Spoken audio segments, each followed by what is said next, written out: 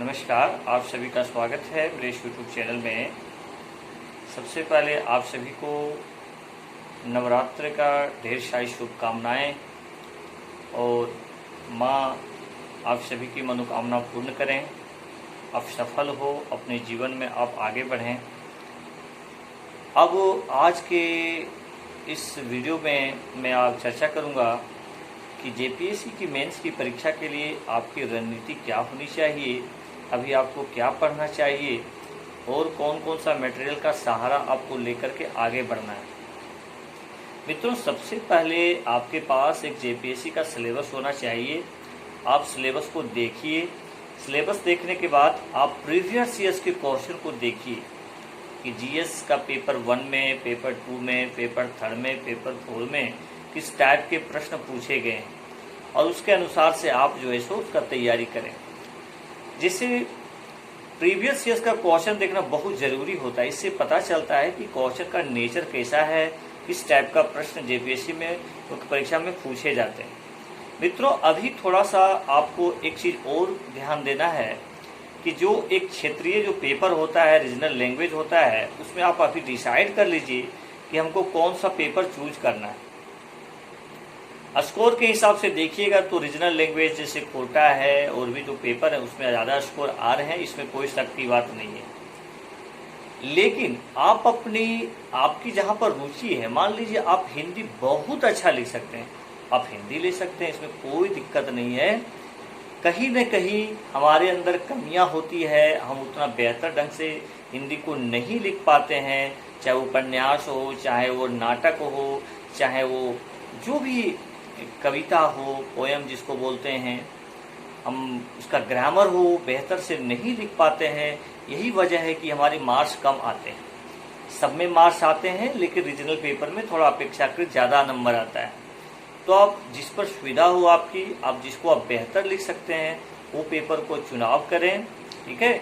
मेरे इस चैनल के माध्यम से आपको यदि हिंदी साहित्य यदि आप लिए हैं, चाहे कोटा लिए हैं, तो हमसे जो भी कुछ आपको बन सकता है आपके लिए मैं कोशिश करूंगा कि आपको हम नोट्स प्रोवाइड करवाएं, चाहे इसी क्लास में चर्चा करें, तो मैं प्रयास निश्चित रूप से करूंगा आपको जो भी हो। अभी बहुत सारे बच्चे व्हाट्सएप ग्रुप से जुड़ भी गए हैं और जिनको जुड़ने का इच्छा हो फ्री ऑफ कॉस्ट, बहुत सारे बच्चे कमेंट कर रहे हैं कि आप जो अनुमान लगा रहे हैं देखिए कितना क्या होगा, है ना, होगा कि नहीं होगा। अरे भैया, कहने का मतलब है कि आप यदि तैयारी कीजिएगा तो तैयारी बेकार नहीं जाएगा। एक दिन की तैयारी नहीं होती है। ठीक है।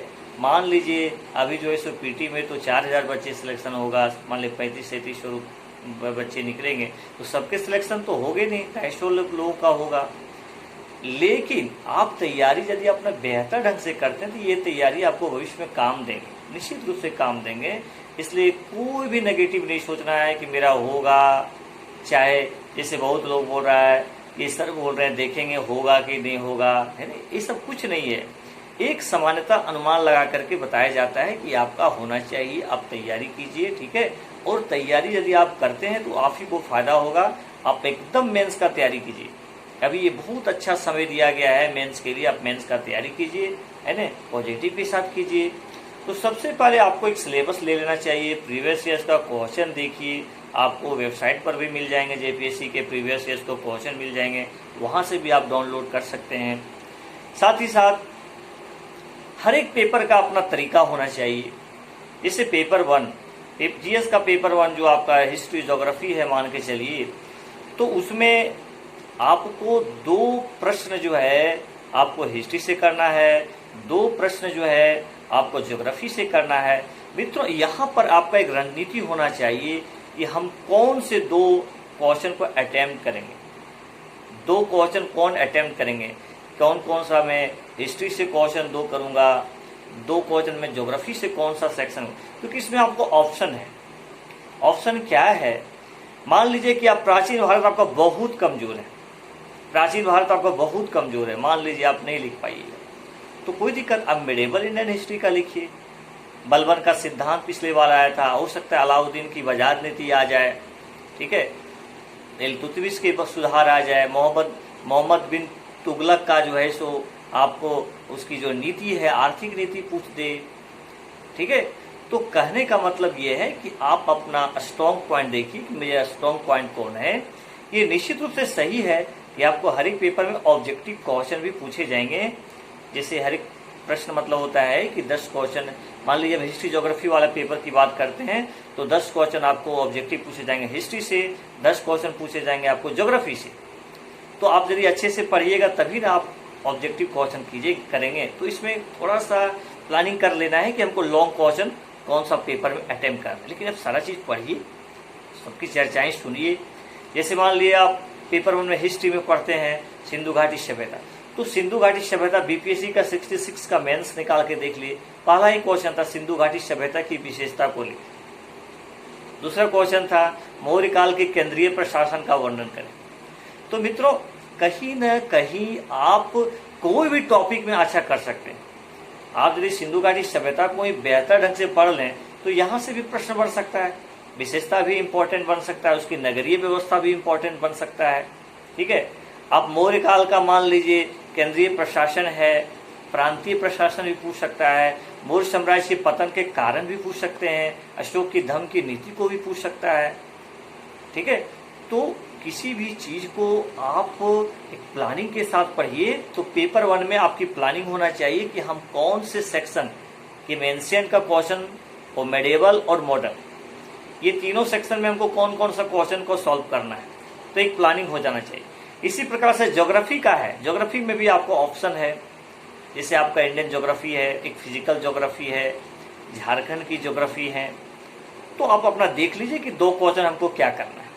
ठीक है, आपको लगता है कि भारत की जो भूगोल है, जैसे आर्थिक भूगोल, जैसे खनिज संपदा है, कृषि है, जैसे मान लीजिए कि धान के उत्पादन, चावल के उत्पादन के लिए क्या भौगोलिक दशाएं होनी चाहिए। ठीक है, तो आप उसका मापदंड, कितना पानी होना चाहिए, कितना तापमान होना चाहिए, कैसी मिट्टी होनी चाहिए, कौन कौन से मेजर स्टेट हैं इनके प्रोडक्शन करने के लिए। तो आप साथ ही साथ आप ये भी ध्यान रखिए कि हम किस क्वेश्चन को लिखेंगे, उसमें कौन सा एक डायग्राम बनाएंगे, चाहे मैप को हम कैसे दिखाएंगे। जैसे मान लीजिए भारत की मिट्टी को ही ले लीजिए, एक इंपॉर्टेंट प्रश्न बन सकता है कि भारत की मिट्टियों को लिखें। ठीक है, जलोढ़ है, काली है, लेटराइट है, तो उसको आप मैप में कैसे लोकेट करेंगे। तो इस तरह से आप देख लीजिए, हो सकता है आप झारखंड के नदियों के बारे में आपको पूछ दे, झारखंड के उत्तरवर्ती है ना, उत्तर दिशा में बहने वाली नदियों के विषय में लिखें, या झारखंड की भौगोलिक फिजिकल के बारे में लिखें, भौतिक विभाजन के बारे में लिखें, स्ट्रक्चर के बारे में लिखें।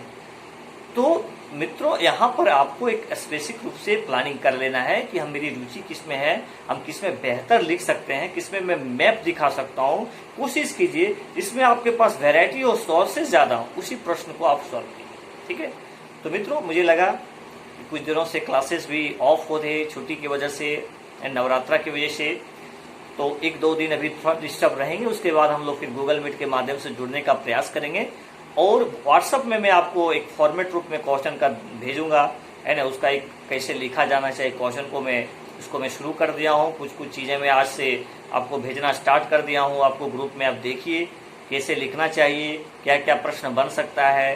ठीक है, तो चलिए, अभी तक जो भी बच्चे इस चैनल को सब्सक्राइब नहीं किए हैं, आप सब्सक्राइब कर लीजिए, लाइक कीजिए, शेयर कीजिए, लोगों को बताइए। ठीक है, मेरा मकसद ये नहीं कि मेरा चैनल बहुत ग्रो करे, हम बहुत पैसा कमाएं, हम बहुत, ऐसा कुछ नहीं। आप सक्सेस कीजिए। ठीक है, आपको आपके इस तैयारी में हम थोड़ा सा मदद कर सकते हैं तो मैं निश्चित रूप से मदद करूंगा, है ना। आप निश्चित रूप से जुड़िए, है ना, इस चैनल के माध्यम से बहुत सारा मटेरियल है मैं आपको देने का प्रयास करूंगा। सभी को पुनः नवरात्रा के ढेर सारी शुभकामनाएं। Thank you very much.